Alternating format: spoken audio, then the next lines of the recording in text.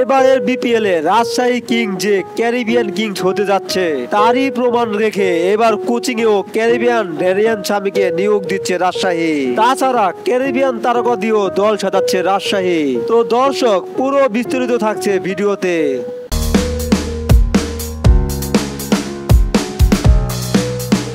2012 সালে প্রথম আসরেই Caribbean cricketer Darren স্বামীকে অধিনায়ক করে মাঠে নেমেছিল রাজশাহী কিংস। তাদের প্রথম আসরেই সেমিফাইনালে ওঠে এই দলটি। পরবর্তীতে আবারও 2016 সালে বিপিএল এ অংশগ্রহণ করে ফাইনালে ওঠে, কিন্তু ফাইনালে হেরে রানার্স আপ হয় রাজশাহী।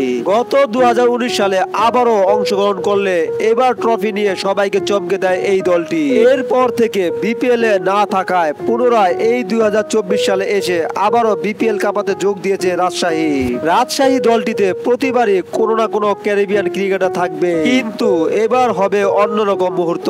কারণ এবার রাজশাহী দলে কোচিং প্যানেলেও ড্যারেন স্বামীকে দেখা যেতে পারে এবং দল সাজাতে ক্যারিবিয়ান কিংবদন্তি আন্দ্রে রাসেল, সুনীল নারিন এবং নিকোলাস পুরানকেও দেখা যেতে পারে। এ যেন এক ক্যারিবিয়ান কিংস। তো দর্শক, আরো একবার ট্রফি জয় করতে এসেছে রাজশাহী। এখন পর্যন্ত বিপিএল এ 3 বার অংশগ্রহণ করে একবার সেমিফাইনাল এবং 2 বার ফাইনাল খেলে এই দলটি। দ্বিতীয় ট্রফির আশায় যে কোনো বড় চমকই রাখবে এই রাজশাহী দল। আগামী 14 তারিখে হবে বিপিএল এর মহানিলাম। তো দর্শক, ভিডিওটি ভালো লাগলে অবশ্যই চ্যানেলটি সাবস্ক্রাইব করে পাশে থাকবেন। ধন্যবাদ।